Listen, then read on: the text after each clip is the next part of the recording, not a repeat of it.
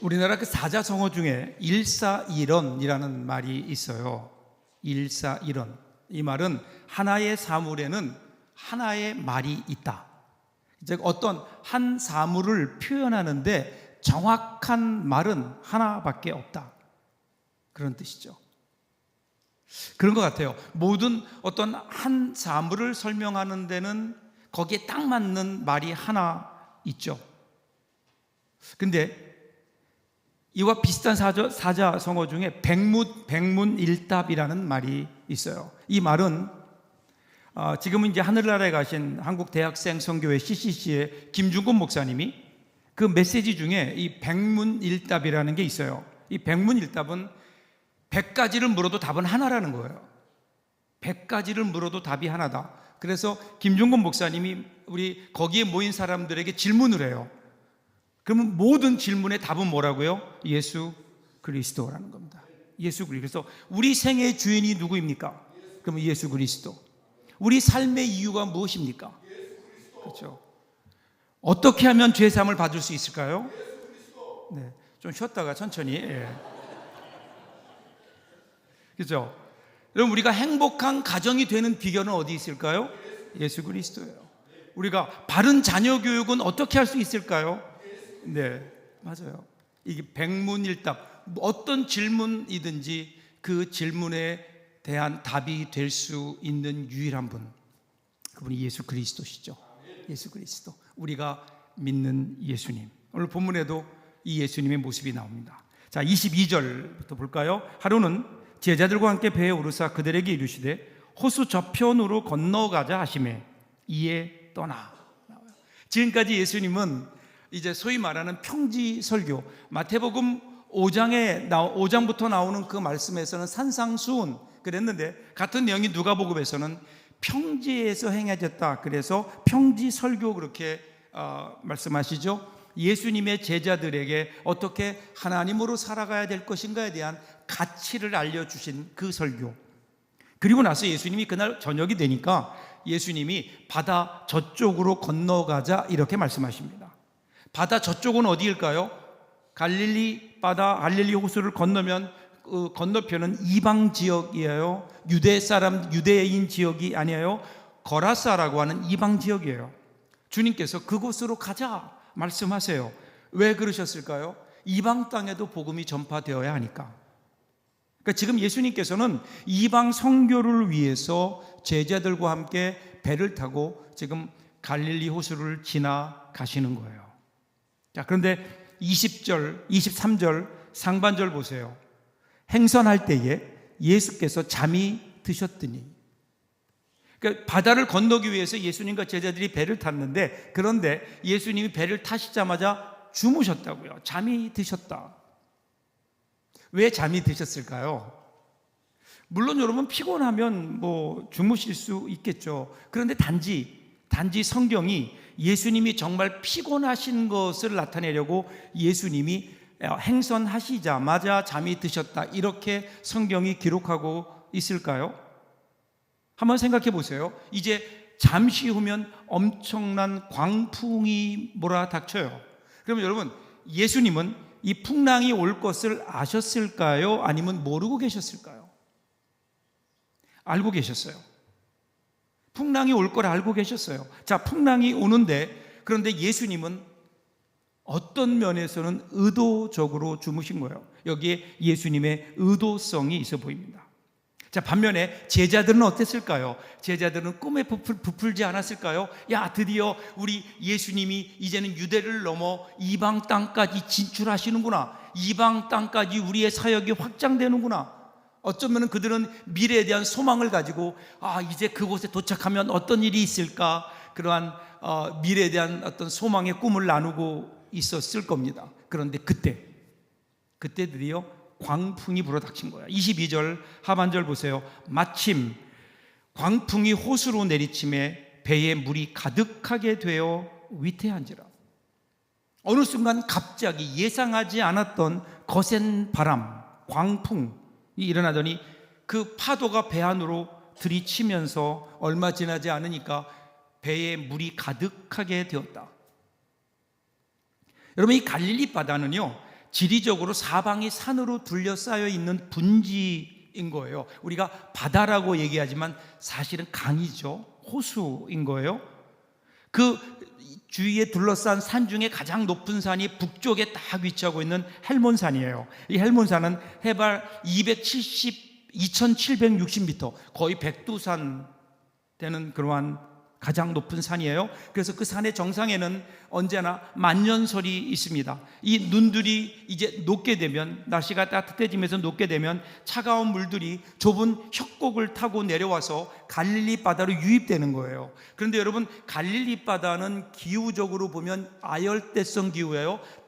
뜨거운 곳이에요. 따뜻한 곳이에요. 더운 곳이에요. 그런데 헬몬산에서 내려오는 눈이 녹아 내려오는 찬 물과 그리고 이 갈릴리 바다의 아열대성 기후가 만나면서 불안정한 기층이 형성될 때가 있어요. 그러면 갈릴리 바다에는 예고하지 않았던 갑작스러운 광풍이 불곤 합니다.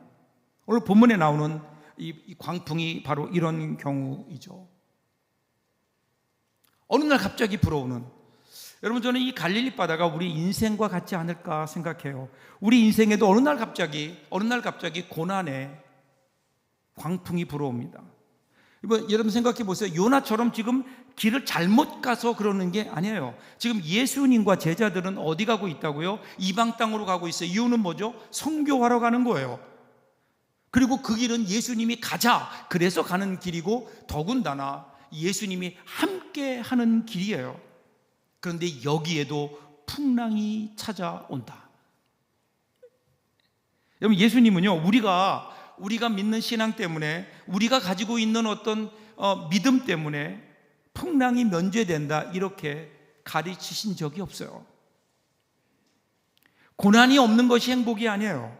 고난을 이기는 것이 행복입니다. 고난을 이기는 것이 믿음의 능력이지, 고난을 오지 못하도록 막는 게 믿음이 아니에요. 여러분, 우리 인류 역사를 보세요. 그 누구도 고난을 겪지 않고 인생을 살아낸 사람이 없어요.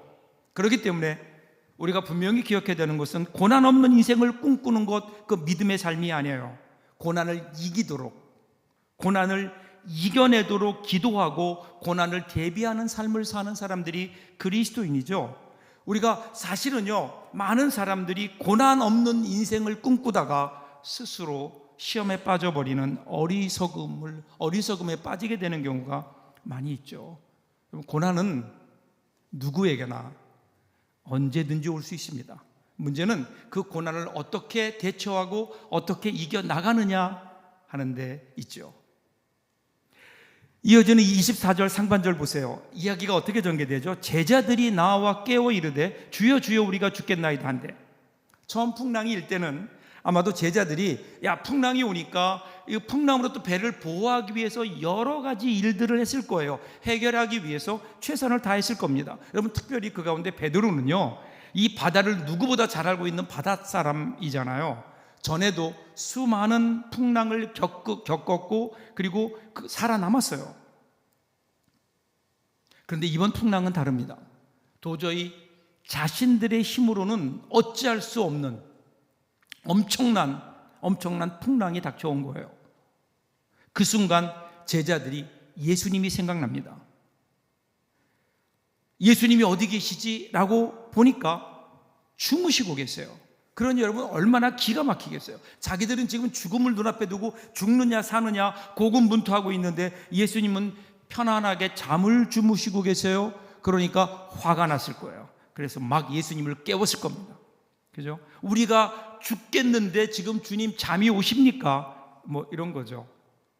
24절 하반절 보세요. 그러니까 예수께서 잠을 깨사 바람과 물결을 꾸짖으시니 이에 그쳐 잔잔하여지더라. 그러니까 여러분, 예수님이 주무신 척한 게 아니에요. 정말 푹 주무셨어요.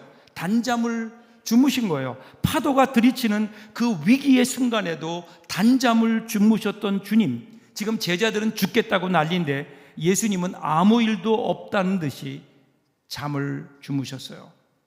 이것을 본 베드로가, 주님, 우리는 다 죽어가는데 어떻게 주님은 그렇게 편안하게 잠을 주무실 수 있습니까? 이 판국에 잠이 오십니까? 지금 따지는 거예요.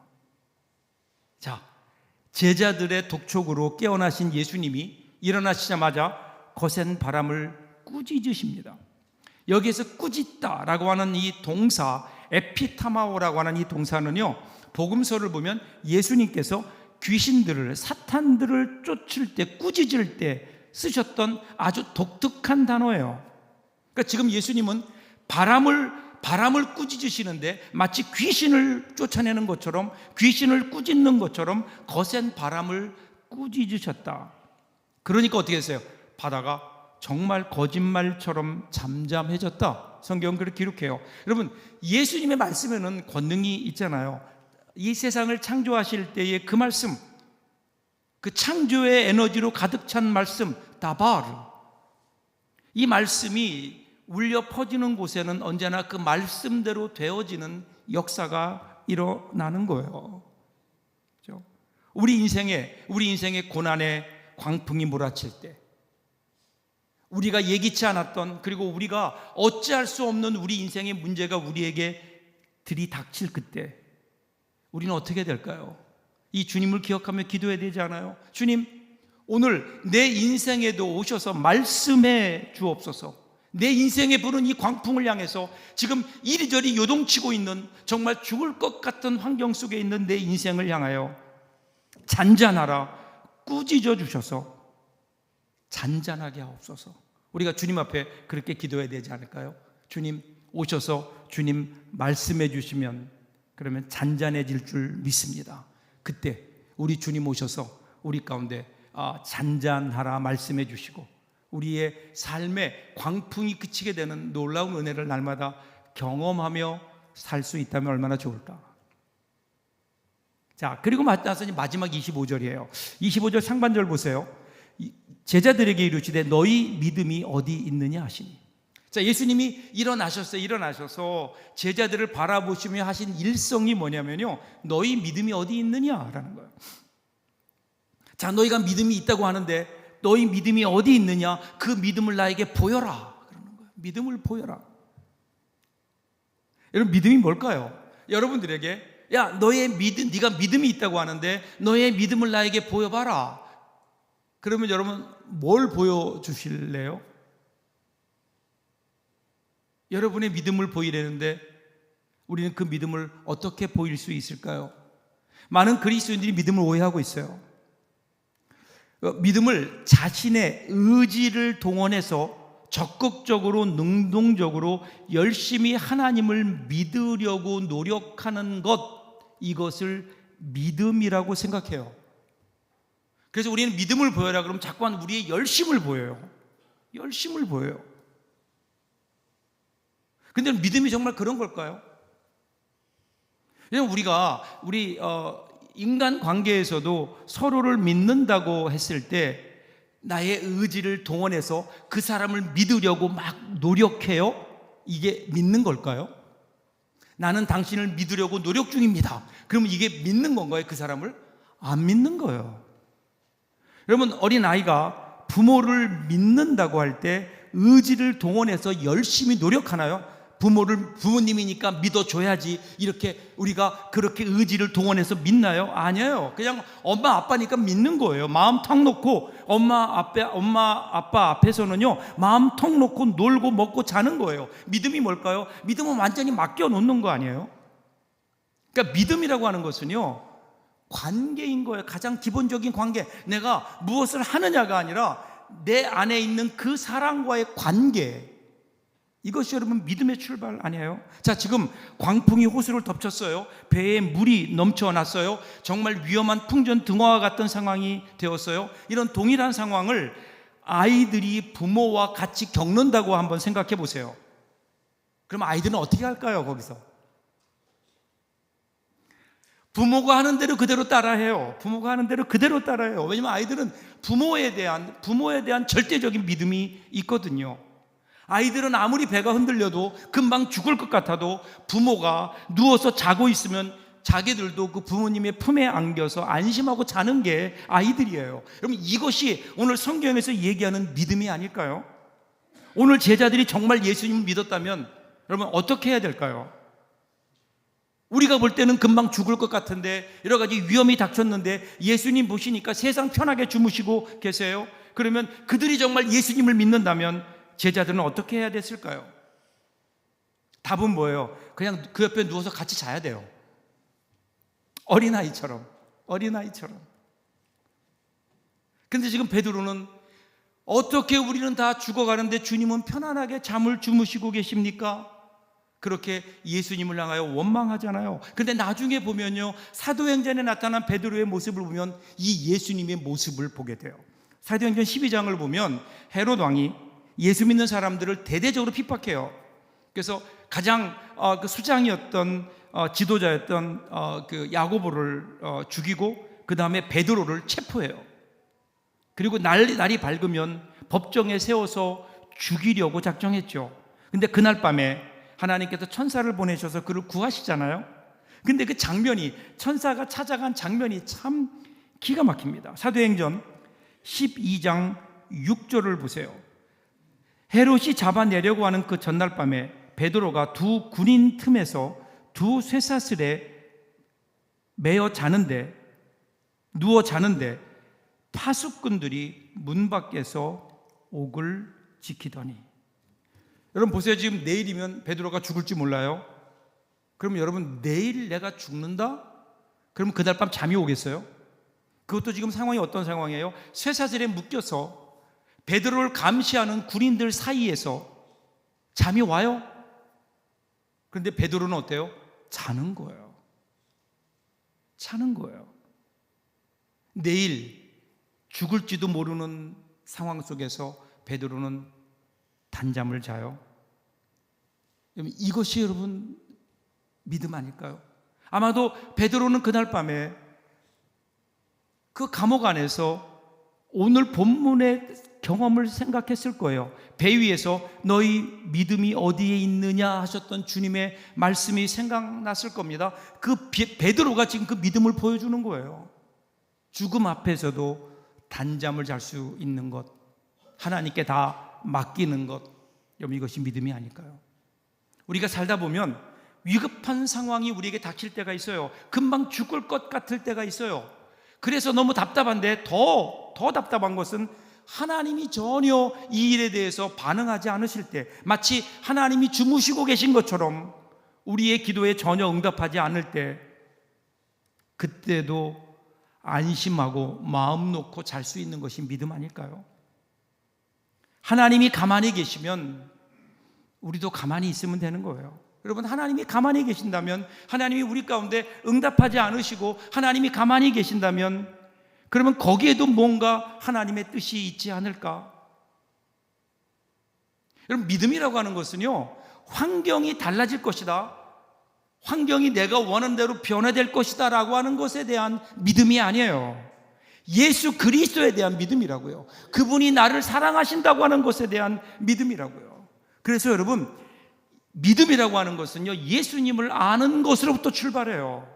예수님이 어떤 분이신지를 아는 거예요. 그분이 나를 얼마나 사랑하는지를 아는 거예요. 그래서 그분이 나를 위해 십자가에 죽어주셨다는 그 사실을 내가 알고 믿는 거예요. 여러분 이것이 오늘 우리의 믿음의 근거가 아닐까요?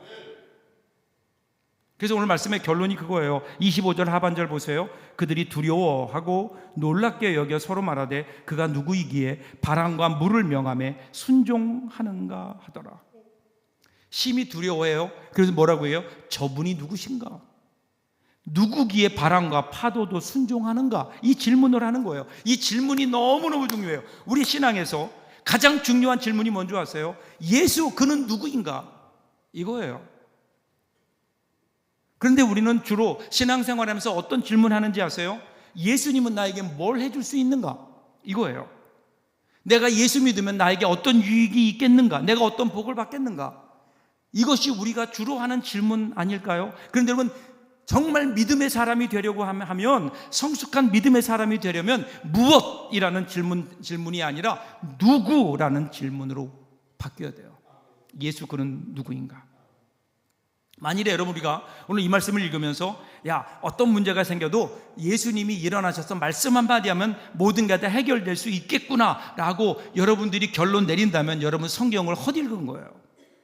오늘 본문의 말씀은 뭐예요? 초점이 어디에 있어요? 폭풍우가 휘몰아치는 갈릴리 호수가 잔잔해진 것이 초점이 아니에요. 그 폭풍우를 잔잔케 하신 분이 누구인가?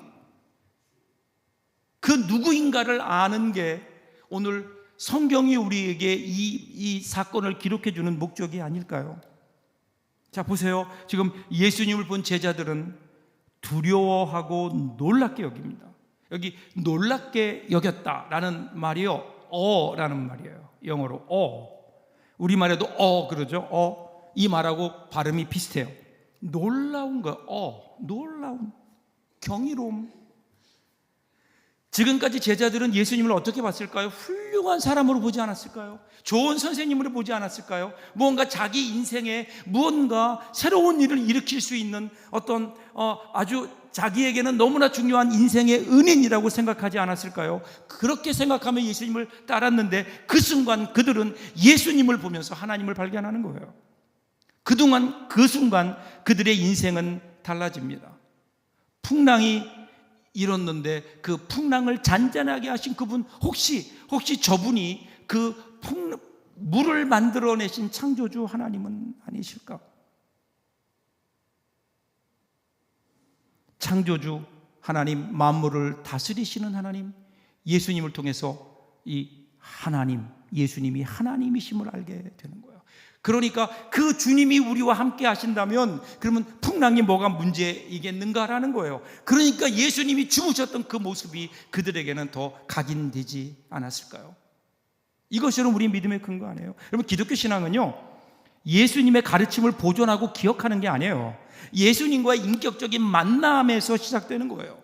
그래서 성경학자들 중에 가끔 보면 역사적 예수의 실체를 구명하려고 노력하는데, 여러분, 진짜 예수님은 거기 계시지 않아요. 예수님은 역사적 기록에 계신 분이 아니라 지금도 살아계셔서 인격적으로 우리와 만나주시는 그분, 살아계신 하나님, 그분이 여러분 예수님 아니에요? 그리고 신앙은요, 그 예수님과의 생생한 믿음, 만남이에요. 예전에는 우리 아기들 대부분이 엄마 등에 업혀 다녔어요. 그때는 이제 우리 젊은 사람들은 잘 모르죠. 이름조차 생소해진 포대기라고 하는 것을 통해서 아이를 뒤에 업었죠. 그러면 아이는 뒤에 업으면 그 포대기에 폭 쌓이죠. 요즘 흔히 볼 수 있는 그 유아차는 꿈도 꿀 수 없던 시절, 여러분, 엄마 등에 업혀서 거리를 걷다 보면 그러면 눈에 들어오는 세상이 참 신기했어요. 두리번 그래도 거리면서 다 보는데, 근데 여러분, 업히면 신비한 일이 있어요. 세상은 다 보이는데 엄마가 안 보여요. 엄마 등에 업혔기 때문에 그래요. 그래서 여러분, 어느 국문학자가 이렇게 해석했어요. 없다, 등에 없다라는 말은 우리말에 없다 에서 왔다고 합니다. 가만 보면 두 말이 비슷하지 않아요? 업으면 엄마가 없어져요. 아기를 등에 업는 순간 아기에겐 엄마 얼굴이 엄마에겐 아기 얼굴이 보이지 않아요. 가장 가까이 있는데 보이지 않아요. 이유는 업었기 때문이에요. 근데 서로의 눈에 보이지 않았을 뿐이지 가장 가까이에 있는 것이 이 업음의 신비입니다. 하나님이 우리를 그렇게 하세요. 출애굽기 19장 4절을 보시면 내가 애굽 사람에게 어떻게 행하였음과 내가 어떻게 독수리 날개로 너희를 업어 내게로 인도하였음을 너희가 보았느니라. 하나님께서 이스라엘 백성들을 업어서 인도했다는 거예요. 우리가 믿음의 길을 가다 보면 주님이 보이지 않을 때가 있어요. 우리가 어렵고 고통스러운 순간에 우리는 주님이 보이지 않을 때, 주님이 주무시고 있는 것 같을 때, 그때 낙심하죠. 근데 여러분, 그 순간 우리가 기억해야 될 게 있어요. 오늘 내가 주님을 보지 못하는 것, 주님이 없는 것처럼 느껴지는 것은 바로 주님이 우리를 업으셨기 때문은 아닐까요? 어느 순간 우리가 감당할 수 없는 고난에 지쳐 있을 때 우리에게 찾아오셔서 우리를 업어주시는 하나님, 그 하나님의 등에 업혀서 한번 여러분 세상을 다시 한번 바라보세요. 엄마의 품에 안긴, 엄마의 등에 업힌 아이의 눈에 비친 세상은 걱정이 없는 세상이에요. 평화로워요. 다르지 않을까요? 이번 한 주간도 저와 여러분의 삶이 하나님의 등에 업힌, 그 등에 업혀서 바라보는 세상이면 얼마나 좋을까요? 다시 한번 하나님 앞에 여러분의 모습을 보세요. 이번 한 주간도 하나님 그렇게 살기를 원합니다. 그렇게 고백하며 이 믿음을 가지고 우리를 업어주시는 하나님의 등 위에서 한 주간도 힘있게 그 믿음으로 승리하며 살아내는 저와 여러분들 될 수 있기를 주님의 이름으로 축복합니다. 기도하겠습니다.